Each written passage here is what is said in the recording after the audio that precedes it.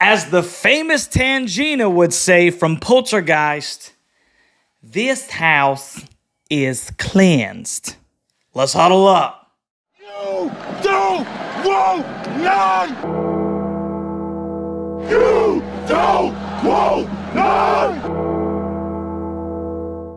Ready, break! What's going on, Tar Heel Nation? It is your favorite North Carolinian, Russ, the Tar Heel. And in this huddle, we're going to talk about the 47-45 double overtime victory for the mighty Tar Heels of North Carolina over those puke Blue Devils from New Jersey South, baby. But first, I absolutely have got to give one more shout out to Preston from Greensboro and his crew for their hospitality, as do most things where you're attempting to do things for the first time, like tailgate and have a meet and greet. It never goes like you planned. I was in the Cardinal deck and realized that that's not where it was jumping, and my man Preston came in the clutch, and we were able to go and tailgate with him and his buddies. So I appreciate you, brother. I cannot thank you enough, and I can't wait until next year. Also, I want to give a huge shout out to Chapel Hill Sportswear on Franklin Street. No, this is not a paid sponsorship or anything like that, but they were so good to me that I felt compelled to shout them out. Miss Holly and Chapel Hill Sportswear, they have got everything that you could possibly want as a Tar Heel fan, and I was like a kid in the freaking candy shop, bro. So go and show them some love. That's actually where I got this throwback Carolina jersey when I was up in Chapel Hill this last Saturday. Now, back to regularly scheduled programming, and let me start off by saying this. Drake Maye is freaking him, bro. Aside from that interception that Drake Maye threw in the second quarter that led to Duke getting 6 points and they took that little lead, bro, Drake Maye had a Heisman candidate type football game, bro. You had Air Drake in the first quarter on the RPO. He goes to the left side and gives him the little flip right in front of the stinking Duke fans. That was phenomenal. Then he's just dropping dimes to Tez on the sideline just throughout the freaking game. The lateral to Hampton on the 3rd and 2 when he was about to get stopped short of the line of game. And yes, O picked up the first down to move those chains. The 4th and 9 pickup to Tez on the same stinking drive where he hits him over on the far hash, over by the far sideline, to pick up that first down. And then he follows it up on that 4th and 4 as he spins out of a sack. He's got a Duke defender draped all over him. He's spinning around, and he's able to hit J.J. Jones out on that far hash to pick up a first down.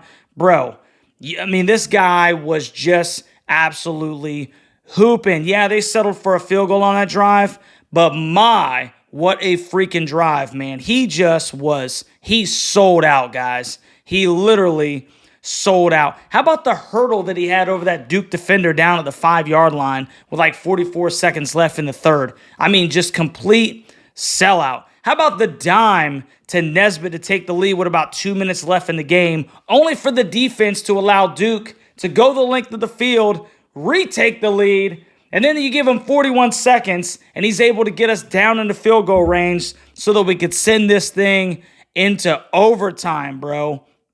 I mean, you can't ask the guy to do any more than what he did. You really can't. He had 342 through the air, a touchdown pass. Yeah, he had the one interception. He had 2 rushing touchdowns on the ground. He had the big 2-point conversion later in the game. The guy played his stinking mind out, man, and we are so freaking fortunate to have him, man.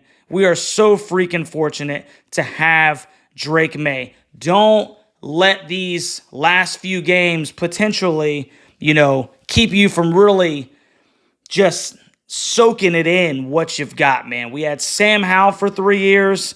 We might only have Drake for 2, but, 2 where he's the starting quarterback, if you will. So soak it in, man. And these are 2 huge games coming up, bro. And yes, when Drake made that 2-point conversion in the second overtime, there's all this talk about an illegal man downfield. The NCAA gives about a 3-yard 3 yards past the line of scrimmage. Willie Lampkin was real close, but there's kind of like this grace period. And when Drake let it go, I think that it was a good no call. Maybe I'm a little biased, but I think it was a good no call. So that stands all freaking day. Just once again, man, he has another Heisman caliber game. Don't take that for granted, guy, what we're witnessing. He is him, period. He is the best quarterback in college football, period. And no, that is not a homer. Watch the kid play. He stinking balled out, man. I also feel compelled to do a quick segment about Omarion Hampton. Just wow. My man had 31 carries for 169 yards, 5.5 yards per carry, 1 touchdown, along with 8 receptions for 47 yards. That's 216 yards of total offense on 39 stinking touches. What a bell cow, man. What a stud. What a Tar Heel. I love how Chip Lindsey has really began to feature him. Omarion Hampton deserves all the accolades that are about to come his way, man. All of them. He has just really shouldered the workload that's been given to him, especially since the Virginia game. And, bro, respect. Respecto. Tar Heel Nation sees you, and we love you, bro. I love it, man. Stinking hammer. And then there's Mr. Take the Top Off himself. Mr. Tez Walker, bro. 7 catches, 162 yards, 23.1 yards per catch. He destroyed Blades over and over all night. Just destroyed him. And that was with Blades playing bail coverage. So before the snap, he's already bailing to try to keep Tez from getting over the top of him. Tez has got so much speed that he beat him time and time again. And I'll be honest with you, if Drake puts that ball out there just a little bit further or a little bit sooner, Tez might have walked in with 2 more touchdowns, man, or 2 touchdowns, if you will. So, I mean, Tez is just, you try to load that box and stop O, hey, man, you got to worry about Mr. Take the Top Off, dude. So, I mean, you love what Tez is doing. Huge hats off, huge shout out to Mr. Take the Top Off. And then how about Bryson Nesbitt? Unsung hero, if you will. You know, I just haven't heard many people necessarily shout him out, so I wanted to give him some love. 7 catches, 68 yards, and a touchdown, and he couldn't have come up bigger than that second-to-last drive where he snagged a 3rd and 14 ball. He snagged that bad boy, came down with it. Fortunately, they didn't look at it. I don't think it would have been overturned anyway. I think it would have stood as called on the field, which was a catch by Bryson Nesbitt. And then he catches the touchdown right in front of my section. He's an absolute nightmare for teams to match up with, man. We see you, bro. We see you. So Drake puts up 342 yards passing, 28 for 42. O rushes for 169 yards and had a touch. And Tez has 162 yards on 7 receptions. Carolina finishes with almost 500 yards of total offense in regulation and 537 for the game. And that's against one of the best statistical defenses in the entire country. Notre Dame and Clemson didn't even play that well against Duke.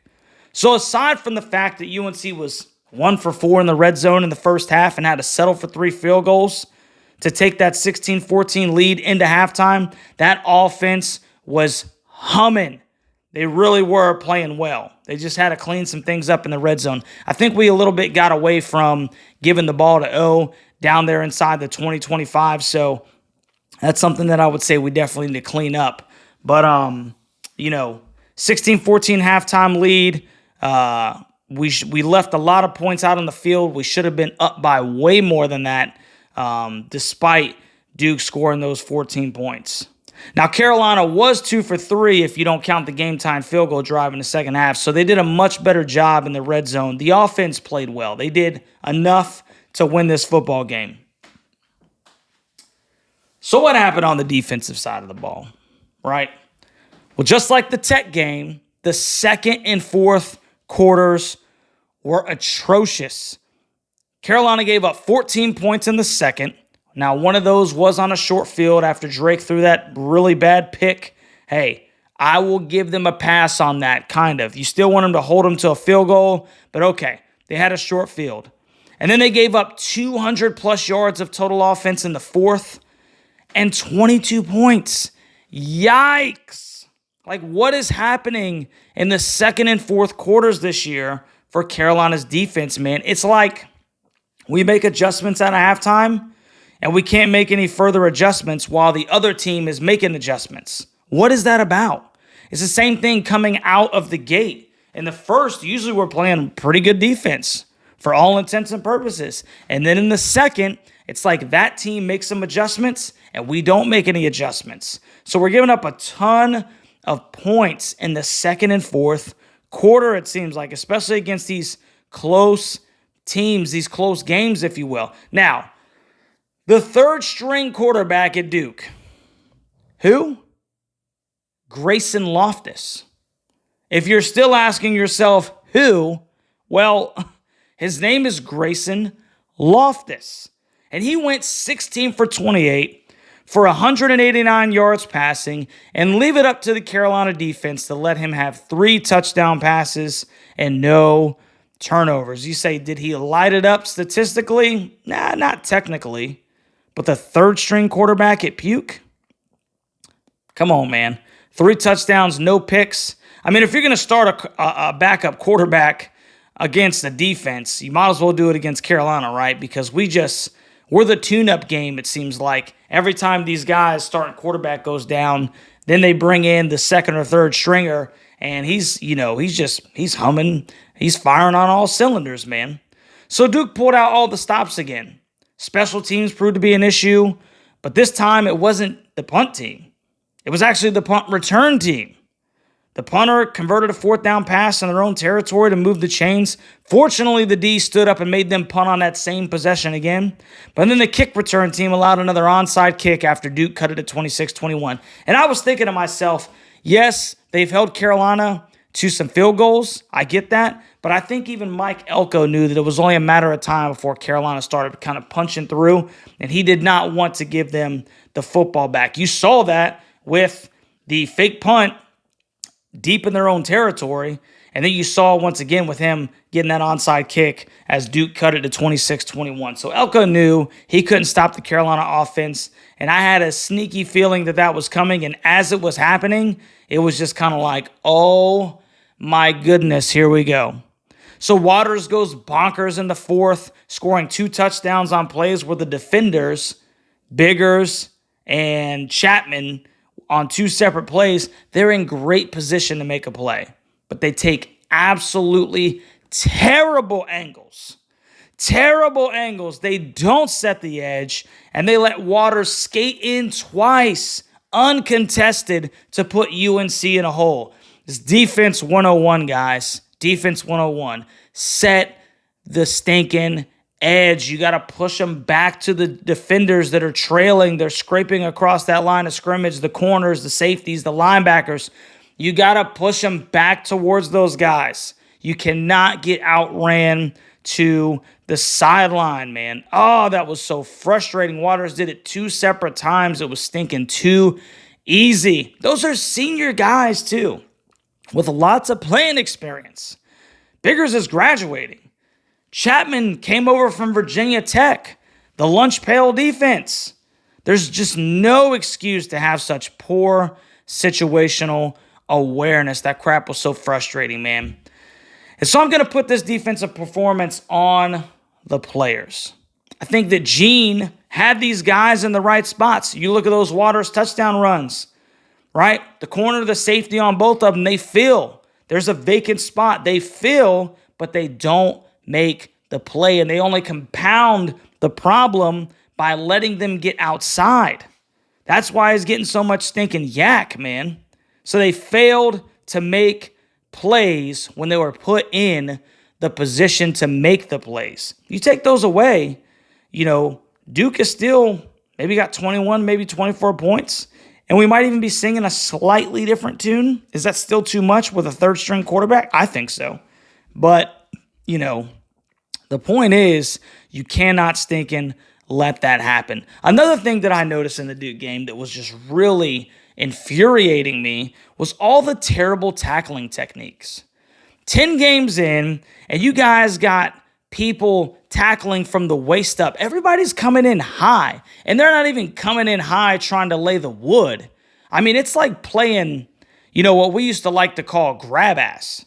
They're not coming in laying the stinking wood, man. They're coming in tackling high.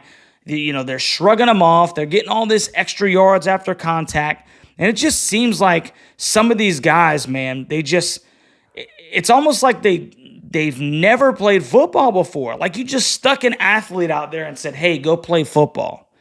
And I think what we're seeing right now is there are athletes and then there are football players. And Carolina needs some more football players, especially on that defensive side of the ball.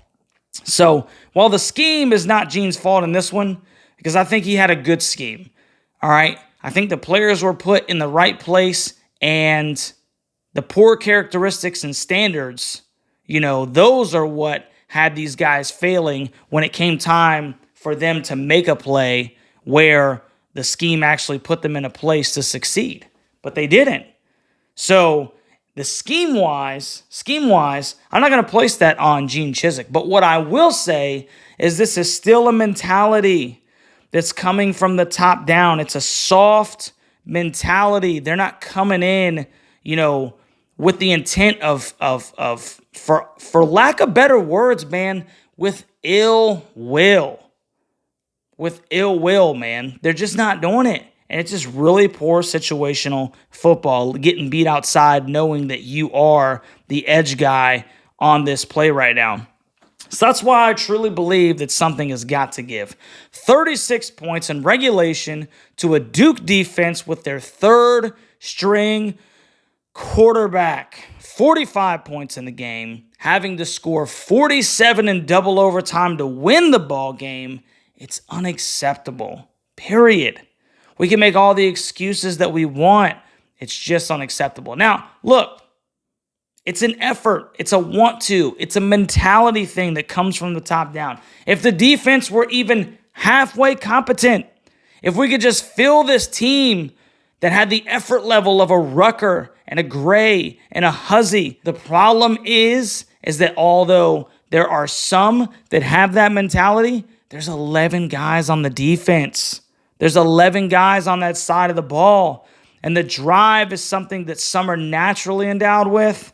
And on the flip side, it's super difficult, it seems, to convince someone to sell out if it's not who they are. Once again, athlete, football players. And I'm wondering, man, sometimes if we got to stop looking at the measurables and, the stars, and if we're not looking for the Cayman Ruckers, the guys with the drive and the will to not fail, to succeed. So something's got to give, guys, especially with a resurgent Clemson and Death Valley coming up. So just like I said in the Duke preview video, I am super happy for the win. The victory bell remains in Chapel Hill where it belongs. But after that win, you still can't help but scratch your head saying, how in the hell did we go to double overtime with a third-string quarterback? Carolina has the superior talent, or the freaks, as Jason Stables calls them,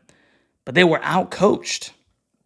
And I can't remember who it was, but said, and this is crazy, man, if the coaching staffs were changed, let's say they swapped for the game, Carolina would have ran away with it after the third, and they would have had second-string guys in there getting some stinking, good minutes.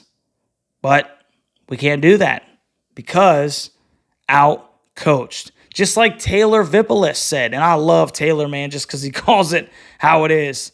Carolina studs, and I'm paraphrasing here, Carolina studs dragged this coaching staff to the finish line. What a statement, bro. What a statement. But it's the truth. It is the God's honest truth. So we're going to end this on a positive note, though. Like I said, victory bell, champs. Again, it stays the right color blue for the next 365 days, and you cannot help but love that. Carolina moves to 8-2, 4-2 in conference behind Florida State. They're 8-0 in conference. Louisville 6-1 in conference. And UNC is currently tied with the Wolfsack and Virginia Tech, who are also 4-2 in conference. So it'll be interesting to see how this season shakes out. Before I get out of here, Bro, I can't tell you guys enough, man. I had an absolute blast in Chapel Hill. Thanks to all of Tar Heel Nation that reached out and said, hey, Preston, Kenny, a huge shout out to my man DJ Ray Ray. Thanks for flagging me down, brother. The sweet unnamed usher that was at my section that recognized me and was like, hey, I follow you. And I'm like, that's awesome. I mean, the love was just everywhere. So there were so many, man, so many that showed me that good old Carolina love. I'm super grateful. I love you guys. Looking forward to all the future games, all the future videos. Hey, man, I am humbled by that trip. And I promise you that I will continue to work to give you guys the best that I can do, man. So I love you, Tar Heel Nation, and we'll catch you on the next one, baby.